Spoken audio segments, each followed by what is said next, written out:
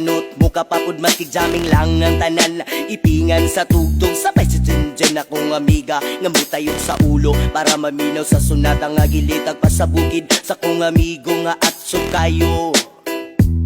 Kay mo palit bugarit sa pilon man jud ang kaha mupantalya makigistorya sa tindera manid kung may nakabantay kay kuyaw kung mapangkas sa silingan nga nagsulod-sulod at ang butanga maskik si mama paistoryahon.